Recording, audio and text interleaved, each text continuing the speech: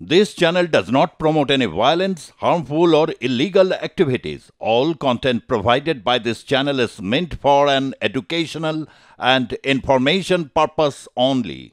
সরাসরি রয়েছেন আমাদের editor in chief Sujit Chattopadhyay. যেটা জানতে চাইবো সুজিত দা, যে 3 ঘন্টা সময় অতিক্রান্ত এই বৈঠক কিন্তু এখনো চলছে। এই বৈঠক থেকে তাহলে কি কি আলোচনা হতে পারে? কোনো রকম রফা সূত্র কি মিলতে পারে তাহলে?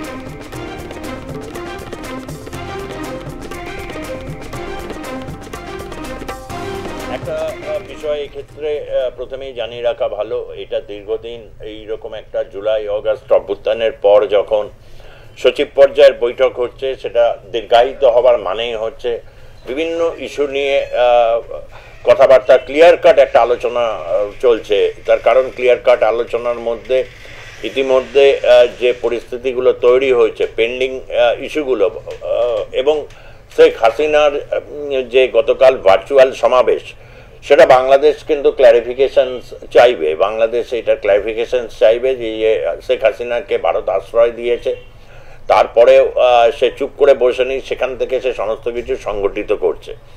এবং ভারতকেও পাল্টা এটা যে বলতে হবে এই ক্ষেত্রে, যে চিন্ময় মহারাজ এবং ইসকন দিয়ে যে পরিস্থিতি বাংলাদেশে তৈরি করা হয়েছে, সেটা হিন্দুদের উপর একটা বড় রকমের চাপের পরিস্থিতি তৈরি করেছে। বাংলাদেশ সবসময় বলতে চাইছে, তারা বিদেশ মন্ত্রক সূত্রে ইতিমধ্যেই কিন্তু যেগুলো যে বারবারই তারা এটা বলতে চাইছে যে এটা বাংলাদেশের আভ্যন্তরীণ বিষয়, নিঃসন্দেহে আভ্যন্তরীণ বিষয়।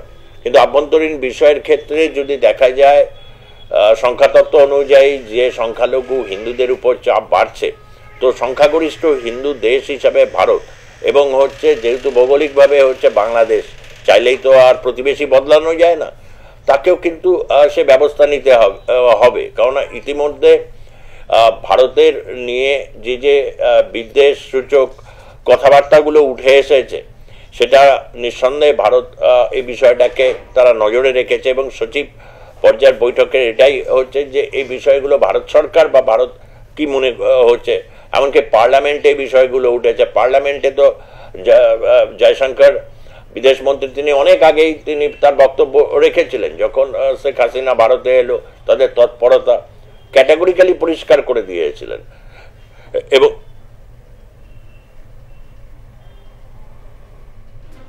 এবং এইখান থেকে দাঁড়িয়ে আমি মনে করি যে এই বৈঠক অত্যন্ত গুরুত্বপূর্ণ হতে চলেছে। এবং এই বৈঠকের পরেই একটা বিষয় কিন্তু আমাদের কাছে পরিষ্কার হবে যে আগামী সময়ে ভারত কতটা পদক্ষেপ নিতে চলেছে এবং কি কি দিকে পদক্ষেপ। কেননা একটা বাণিজ্যের ক্ষেত্রেও, একটা বর্ডার বাণিজ্যের ক্ষেত্রে, যেহেতু ভারতীয় জনতা পার্টি পশ্চিমবঙ্গ রাজ্য শাখা এই বিষয়টার উপর তারা চাপ লাগিয়েছে, কিন্তু বাস্তব পরিস্থিতি এটাই যে বিভিন্ন বর্ডারে যে পণ্য আনার হচ্ছে এবং যাওয়ার ক্ষেত্রে প্রায় এক একটা সময় পেট্রাপোল বেনাপোল দিয়ে 3.5 থেকে 4,000 লরি যেখানে ঢুকতো, সেটা এখন 200-300-তে এসে নেমে গেছে। আমরা বুঝতেই পারছো যে পরিস্থিতি কতটা সঙ্গীন, লোকজন আসছে না। এতে ভারতের অর্থনীতি এবং বাংলাদেশের অর্থনীতি উভয়ের ক্ষেত্রেই ক্ষতি হচ্ছে। যে বিষয়গুলোকে নিয়ে সমন্বয়করা জলঘোলা করেছেন, যে বিষয় নিয়ে ডক্টর ইউনূস যে অবস্থান নিয়েছিলেন, এটা তো কেচে গন্ডুস হতে চলেছে। ডক্টর ইউনূসের অবস্থা ভালো নয় এখন এই মুহূর্তে, এবং তিনি তার বক্তব্যে সেটা জানিয়েওছিলেন যে কে সমন্বয়করা থাকতে চাইছেন না, তাদের বুঝায় সুঝায় উনি রাজি করাইছেন। দেখো দেশের কঠিন পরিস্থিতি, তাতে যদি সব রাজনৈতিক দল ভোট চায়, ভোট হবে, ভোট দিয়ে তারা চাইবে। কিন্তু রাজনৈতিক দলগুলো তারা নিজেরা একবার ভাবছে সংস্কার করে এগোবে, একবার ভাবছে হচ্ছে তারা এইভাবে এগোবে, আর ফাঁকতালে গোলা জলে লুটপাট নানা রকমের পরিস্থিতি জেরবার করে দিচ্ছে হচ্ছে মূলত বিভিন্ন জায়গায় সংখ্যালঘু প্রধান জনগুলোতে। এবং সেখানে যে বক্তব্যগুলো তারা দিচ্ছে, তাদের বক্তব্যগুলো ভালো করে যদি আমরা শুনি, তাদের যে বিভিন্ন কাউন্টার পার্ট যারা রয়েছেন, কেউ বলছেন 4 ঘন্টায় কলকাতা দখল করব, কেউ বলছেন মরিচের গুঁড়ো ছড়িয়ে দিয়ে একেবারে লঙ্কাকাণ্ড বাঁধিয়ে দেবো, কেউ বলছেন 7 সিস্টার করে দেবো, চিকেন নেক এই করে দেবো, হ্যানা করে দেবো। এত রিউমার, এত গুজব, এবং তার জেরে হচ্ছে এই যে মব জড়ো হয়ে গিয়ে নানাভাবে একটা ভয় বা ত্রাসের পরিবেশ তৈরি করা, সেগুলো কি মানুষ দেখতে পাচ্ছে না?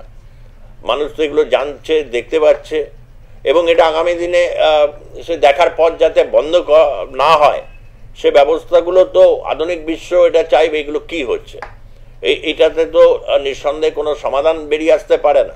ফলে এরকম একটা জায়গা থেকে দ্বিপাক্ষিক বৈঠক হবার একটা প্রচেষ্টা, এবং এটা ভারতের দিক থেকে কিন্তু এই উদ্যোগটা শুরু হলো। ভারতের দিক থেকে উদ্যোগ শুরু। আমাদের কাছে যেমনটা খবর রয়েছে যে ইতিমধ্যে দ্বিপাক্ষিক বৈঠক শেষ হয়ে গেছে এবং সেখানে সূত্রের খবর যে বিষয়গুলোর উপর আলোচনা করা হয়েছে, যেমন তিস্তা জলবন্টন চুক্তি, তার সঙ্গে সঙ্গে ভিসা সংক্রান্ত বিষয় নিয়েও কিন্তু ওই বৈঠকে আলোচনা হয়েছে। আরো একবার জানিয়ে রাখবো, ইতিমধ্যে দ্বিপাক্ষিক বৈঠক শেষ হয়েছে, তিস্তার জলবন্টন নিয়ে আলোচনা হয়েছে এমনটাই সূত্রের খবর। তার পাশাপাশি ভারত বাংলাদেশ ভিসা সংক্রান্ত বিষয় নিয়েও আলোচনা হয়েছে এই বৈঠকে। আমরা যাব আমাদের এডিটরিং চিফ সুজিত চট্টোপাধ্যায়ের কাছে। সুজিত দা, যেমনটা বলছেন,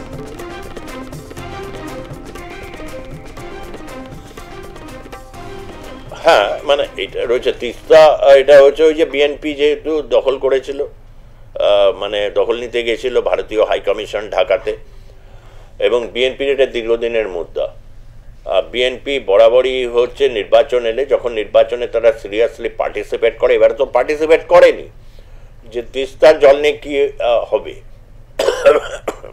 শেখ হাসিনা ব্যর্থ হলেন, কিন্তু ফ্যাক্ট ইজ রিমেইনস যে শেখ হাসিনা তিনি চেয়েছিলেন, এবং হচ্ছে যা চুক্তি হয়েছে শেষ চুক্তি, সেই চুক্তি অনুযায়ী চুক্তিটা ভালো করে দেখলেই বোঝা যাবে যে এইখানে কি আলোচনা হবে। চুক্তিতে কথাই আছে যে সেখানে ভারত, চীন এবং বাংলাদেশ, তার কারণ হচ্ছে এই তিস্তা বা ব্রহ্মপুত্র অরিজিনটা যেখান থেকে দে আর পার্টনার।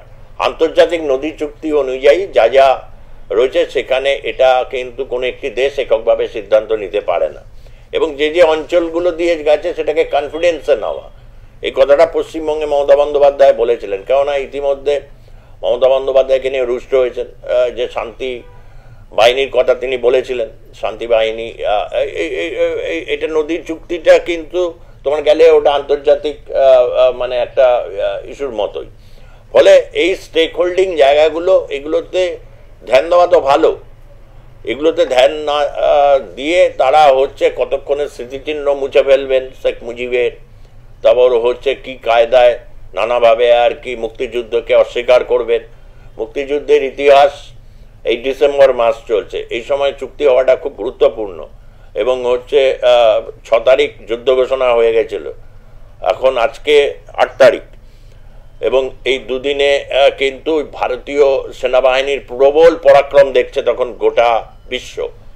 যদিও সম্প্রচার এরকম ছিল না, কিন্তু বেতার বার্তার মাধ্যমে একের পর এক পাক বাহিনীর পতন হচ্ছে সেসব খবর, এবং বীরত্বের সাথে লড়ছে তৎকালীন সাবেক পূর্ব পাকিস্তানের ইস্ট বেঙ্গল রেজিমেন্ট বা হচ্ছে মুক্তিযোদ্ধারা। ফলে এটা এই ডিসেম্বর মাসটাই খুব ঐতিহাসিক। তাই এই ঐতিহাসিক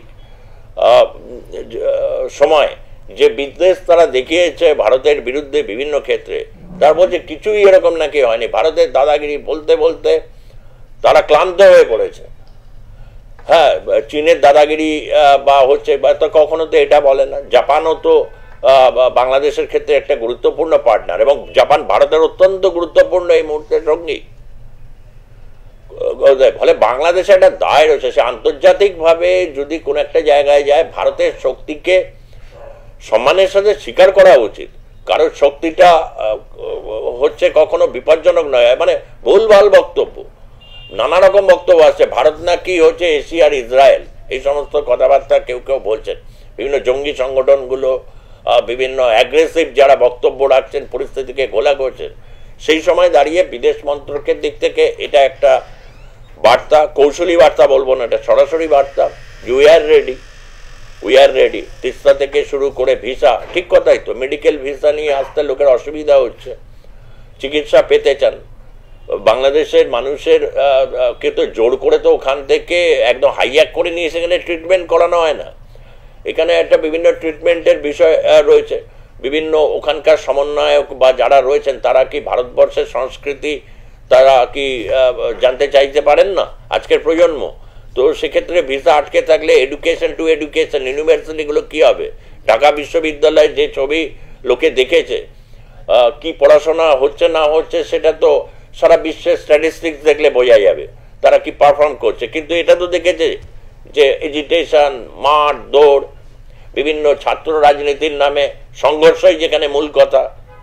তো এইগুলো ভিসা ব্যবস্থা সহজ হলে এগুলো দেখতে হবে, বলে তখন এগুলো বললে হবে না আর কি যে ভারত এরকম দাদাগিরি করছে। বাস্তবসম্মত পথে আসাটাই হচ্ছে বুদ্ধিমানের লক্ষণ। এবং ডিসেম্বর মাস, সুন্দর শীত ওখানেও পড়েছে ঢাকাতে, হ্যাঁ ভালো করুক। আর হচ্ছে এইসব মন্দির মানে এইগুলো বা হচ্ছে সাধু সন্ন্যাসীদের উপর উৎপীড়ন বন্ধ করুক। এবার তো ভারত দিয়েছে, এটাও নিশ্চিত থাকুক। বেশ, অনেক ধন্যবাদ সুজিত দা।